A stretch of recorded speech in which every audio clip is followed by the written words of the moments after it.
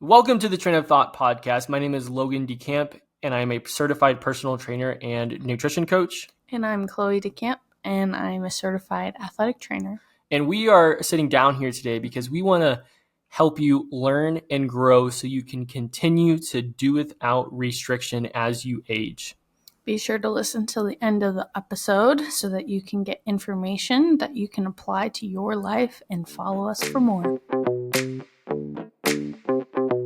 We're live. It's Merry Christmas time. Merry Christmas time. That's right. We got our decorations up. That's right. For those that are watching on YouTube, you'll probably see we have some new decorations up. Logan's hiding the snowman, though. You can kind of see it, maybe. Yeah, probably not. Yeah, by the time this will drop, it'll be a week before Christmas. So, oh my gosh, it's crazy. Time flew. We were just talking about how we should have been more prepared this month. Should have probably recorded a podcast last week. You don't need to throw us under the bus. I'm just being real. Yeah. I mean, that's just unfortunately. I mean, time's flying. I think people can resonate with that. No, for sure. It's been a crazy month, and it's just flying. Yeah. Truly. I feel like the second half of this year is just... Yeah, that was a big pop. That was a big pop. That was my neck. Has just flown by. Yeah, and then we'll get to January. Things will come to a dead stop. I know. It's the longest month of the year. January is hard. Yeah. And is my least favorite month of the year. Truly. Really? Yes. I don't know what my least favorite month would be. I think, honestly... Since last year, I feel like last year we started skiing and snowboarding more, and so it made it a little bit better. But I just feel like January drags on and is dark and cold and snowy, and the roads are scary, and it's just nothing I want to be a part of. But it's kind of a good segue into what we're wanting to talk about today. Yeah, a little bit. A little bit, just because the end of the year is happening. Correct, yeah. And beginning of the year is around the corner. New year. And everybody makes these goals. New year, new me, baby. New year, new me. That's right. And I don't know about anybody else, but I've made so many goals before. Posters saying, I'm going to do this year. I'm going to do that. I remember when I did that in 2021. We had like a 2022 together. Goal. It was the most outlandish. But honestly, I do think it was helpful to just kind of like, okay, mindset and like get an idea of what you want to do. Yeah. But did I complete many of those goals? No. I wanted to be able to do like a pull up on my own. Still have not been able to do that, but I don't apply myself. So whatever. The pull ups are hard though. But it's something that everybody can kind of relate to. Like, we come up upon this new year and we think, okay, we're going to go all in and, stick to these goals that New Year's resolutions, and try to reverse everything that you did over the holidays and say, I have to go burn everything off, right? And just go so hard. And then by the time... not even 2 weeks in, half of us have already forgotten about it and moved on. Yeah. I don't remember the data, and I think you wrote it down, but I think it was like March or like end of February, as high as like, I think it was high as 80% of people. 80% of people abandon their New Year's resolutions by February. I think it was like February 2nd or something crazy. Well, I'm not sure if you specific, but February. Just February in general. Yeah. I don't know what data I was referring to. I don't know. And by the way, for those that are listening, what you just heard was a longer pause than normal because I do have a stutter and a speech impediment. So thank you for your patience as I'm still learning how to talk. So, but yeah, that's crazy. 80% of people by February give up on their New Year's resolution goals. And only about 9% of Americans that make resolutions actually complete them. 9%? Mm-hmm. And like another piece is that 23% of people quit their resolution by the end of the first week, and 43 quit by the end of January. 23 by the first week? So progressively knocks people down all the way to 80% by February, which I am part of that. It's not even like a shame on you guys. Don't keep your goals. I'm just right in there with you. I think we're all, we're all at guilty fault of that to an extent. I mean, especially in 2021, I remember creating this big poster board with all these crazy goals. Yeah. And it wasn't until I kind of adopted this sort of mindset that we're going to talk about here today that I've been able to coach to our clients as well too, that's been able to change things. Yes, it's important to set SMART goals, which is a specific, measurable, attainable, realistic, timely goal, right? But that's not what we're here to talk about. I mean, if you'd like us to talk about how to set goals, we can do a podcast on that. But really, we wanted to sit down here today because we thought it would help if we just kind of share some mindset and kind of a different perspective on how you should be looking at your goals in the new year to really help you be more consistent. Because a lot of people, they say they don't have a discipline, they don't have willpower, whatever it might be when it comes to their fitness goals. Or maybe it's a personal and professional goal that you kind of just gave up on. But in my experience, being able to work with many different people, I think it's actually rooted in a deeper thing. And I think from a deeper level, what most people struggle with that don't even realize it is they are stuck in all or nothing thinking. And we do have some notes here kind of going off of this, and to kind of help put this in perspective, I just want you, for those that are listening in, to kind of be sure to have a thought in the back of your mind throughout this podcast in regards to, are you stuck in all or nothing thinking? Because I guarantee by the end of this, it's going to be brought to light that, oh, you actually are stuck in all or nothing thinking. And if we can change your perspective and your mindset on your goals, it doesn't have to be fitness and nutrition related either, but for any area of your life, and you can apply some of these mindset tips we're going to share with you, it's really going to change a trajectory of your life. So to kind of put things in perspective here and to kind of get things off, yes, like we talked about, proper goal setting is important. And I don't want to disregard that. But like I said, we are stuck in all or nothing thinking. And there's a short story about one of our clients at Champ Camp, and he used to do yo-yo dieting and extreme workout programs for years. He had plenty of experience losing upwards of 100 pounds, but then would always put the weight back on. Frustrated, exhausted, and just really, frustrated, exhausted, and hoping for a change or for a miracle, he joined our program. And at Champ Camp, we take a wildly different approach to fat loss and healthy longevity. Instead of restricting, we challenge our clients to add, not subtract, and create backup plans for their nutrition and exercise routine. And let's expand on the dials here, because that is a critical segment for this podcast when it comes to all or nothing thinking. Now, before I throw the ball in your court, for those that are listening in here on this podcast, I want to just continue this story, and then we're going to kind of challenge your thoughts around just your goals in general, okay? Are you with me so far? Oh, yeah. Okay, I just want to make sure, because we just got done snowboarding. Skiing. And my mind is I'm getting woken up here, so this is great. You're fine. All right. So this member would set a goal to eat healthy and work out, but as soon as work got busy or he went out on the weekend, he wouldn't do nothing. And it took him several days to get back on track. He would do nothing. He would do nothing in regards to being able to eat whole, nutritious food and work out, right? It was like this all or nothing approach.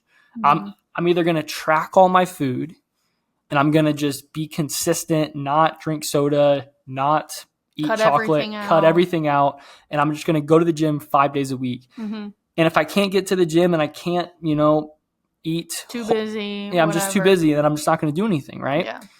And some people that are, some people that are listening in right now, they might be thinking, oh, well, what's wrong with that? Just if you don't do nothing for a week, you get back on track the next week. Well, there's only 52 weeks in a year. And that pattern tends not to happen. You're not going to get back on track the next week. The same pattern is going to keep going and going and going. And you might get on track for like 3 weeks. Yeah. But regardless, what if you could be more consistent? Now, we're not saying that you cannot enjoy going out to eat and going out the bars and whatever you want to do, right? Well, that's what we're saying. But rather, you need to create dials. And to be more specific, I'll give you an example, right? So this member, he created 10 different backup plans to his workout routine and 5 different plans for his nutrition. As a result, he's been able to lose nearly 30 pounds and keep it off for the past year. Now, although he hasn't lost 100 pounds like he did with yo-yo dieting, the fact that he's been able to keep weight off for a year means that this client has changed his perspective on what healthy nutrition and workouts should look like. Mm-hmm. And he's been able to improve his relationship with fitness and nutrition as well too. And a quote that we pass around a lot at Champ Camp is, all or nothing rarely gets you all. Usually it gets you nothing. Instead, always something. So to throw the ball in your court for all those that are listening in, what's your plan B to your fitness routine when plan A falls through? What about your plan B for nutrition? What about your plan B for your personal goals? What about your plan B to career goals? Yeah. You don't lack willpower, consistency, or motivation when it comes to accomplishing your goals. It's purely the result of lack of planning and being stuck in all or nothing thinking. That's really what it comes down to. Yeah. Did I miss anything there? I mean, no. I feel like it was kind of all over the place there for a minute. But no, I think using that example really helps because so many people can relate to that. Where it's like, okay, I'm going to go all in and I'm going to do it 5 days a week and, eat super healthy. And almost everybody gets that way beginning of the week. Like, I mean, I see majority people at the gym on Monday, Tuesday, then less people on Wednesday, less people on Thursday, and even less on Friday and Saturday. Like, even not even in context of like New Year, right? Which is always chaos and not my favorite time, but it is what it is, right? I hope those people can stick to it, but they're planning on going every single day, right? And that can be exhausting, and then they burn out from it and say, well, that didn't work. I'm just going to keep doing what I was doing before. And so having an option be like, okay, that didn't work. How many times can I realistically go? How many times could I realistically go if this happens? If I have too much work going on, whatever. Having your dial so that you have options. Same goes for nutrition. Yeah. If you're going to be, okay, I'm going to cut all the sugar out. Salads only. You'll be miserable. That sounds boring. So miserable. Yeah. You have to have the balance. Yeah. Cutting carbs completely. Don't even get me started with that. You need carbs. Yeah. Your brain needs glucose. It's true. So, I don't know. Excuse me. Would it help if maybe we give examples of what this looks like for the people that are listening in regards to what a dial looks like? Because this is probably very, very foreign to them. No, for sure. I think it's just, like I said, like, if 5 days a week at the gym isn't going to work, how about a realistic 3? Give yourself days in between. Go on walks on those days. Less intensity. Yeah. Things like that. I think we could get into a full rabbit hole and probably go for hours talking about, here's all of your different options and here's what you need to do. But I think just giving a generic example might help though, because sure. So for example, this client that I was talking about that's been able to lose 30 pounds and keep it off. Mm-hmm. His original plan is to go to the gym 3 days a week. Yeah. And let's say Wednesday comes and he works later than he normally does. And that's the day he's typically going to the gym. Mm-hmm. Rather than skipping the workout and doing it the following day, he goes back to his dials and he decides whether to do a 30-minute workout instead of a 60-minute workout, or a 15-minute workout. Mm-hmm. Or he goes home and does a band and body weight routine. Yeah. Or like it keeps on going, right? Yeah. He does like a 15-minute yoga routine. Mm-hmm. Or if, at a bare minimum, he's getting 10,000 steps, right? Like this is what fitness dials look like. Yep. And people are like, well, if you're not working out for 30 to 60 minutes, then you're not doing anything. Right. Yeah. That is all or nothing thinking right there. Exactly. At the finest. Mm-hmm. The best way to get long-term sustainable change and results is always doing something, because something is better than nothing. Yep. So you'll feel the difference too, and you'll be like, whoa, that 15-minute yoga actually felt fine. Like I feel actually a little bit more alert, whatever it is, right? Right. It's sometimes if you get so bogged down by I have to do this, you're going to probably get sick of that. And so honestly, having options can really help just with variety and keeping you from burning out from your routine as well. Yeah. So that's always a good thing to remember. And from a nutrition standpoint, this one's so funny to me because there's a lot of people that they'll set intentions to like plan and prepare meals, right? And lunch is the biggest one that I always encourage people to plan and prepare, because that's the most challenging meal for most people. Yeah. But then what they fail to take into consideration is, what if all things fail and you didn't bring your lunch, or there's no lunch prepped? What do you do? Yeah. Oh, well, I just go to McDonald's across the street. Right. Yeah. But what if you went to a more nutritious fast food option? Because there's places out there that could be better. And if that's what's available to you, there's options. Like I've seen so many things online where it's like, okay, healthier options at this such fast food restaurant. There's always going to be a way to work with what you have as well. And so you could that's also, something that you can look up as well. You could also eat slowly. A lot of studies show that if you eat 30 to 50 chews per bite, it can help you automatically eat less calories throughout the day just by eating slowly. Sure. And the vast majority of people, they eat way too fast. Yeah. So from a dial perspective, I mean, if all else fails, maybe at a bare minimum, you're making sure you eat slowly throughout the day, right? Like there's many, many different ways to do this. Totally. But the biggest thing we're trying to say here is you're stuck in all or nothing thinking and you don't realize it. And being able to change your perspective and your mindset going into 2025 is going to allow you to be more consistent, to be able to accomplish your fitness goals, and really just not let life get in the way, because it's very, very silly to think that life is going to be perfect and everything's going to go your way.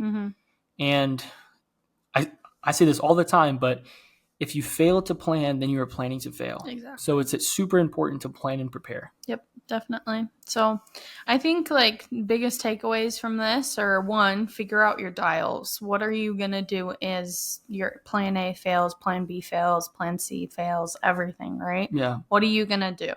And Logan is very well versed in this, and if you have any questions about it, or like what are my options, he has a guide and he has options there for you. So I would definitely reach out for something like that. Making sure, we said this a little bit earlier, adding, not subtracting. A lot of the time we think we have to cut with like nutrition specifically. and like we could get into a whole rabbit I'll hole speak on on that for a minute, just real quick, if that's okay. Okay. Yeah, because I think that's important. That's going to help people, and in combination with the dials, because I briefly touched on that. So we can do a whole other podcast on this topic if you guys would like. Just please make sure you let us know. But adding, not subtracting, what I've seen being able to work with people is whenever you add the good stuff back into your life, the bad stuff funnels out automatically. So for example, if you eat more protein, you're going to be more satiated, more full, which means you eat less calories. So add more protein. If you drink more water, you're going, like, so for example, if you set a goal to drink like a gallon of water, by the time you drink a gallon of water, there's going to be no room for high calorie drinks. So if you set the intention to drink more water, you get rid of the high calorie drinks. If you set the intention to add the good stuff back in your life, it automatically gets rid of the bad stuff without even trying, which is a great way to go about your goals. Yeah. And that's, once again, everything in moderation. Like, it's not saying, well, you can't have that drink because you already had your water.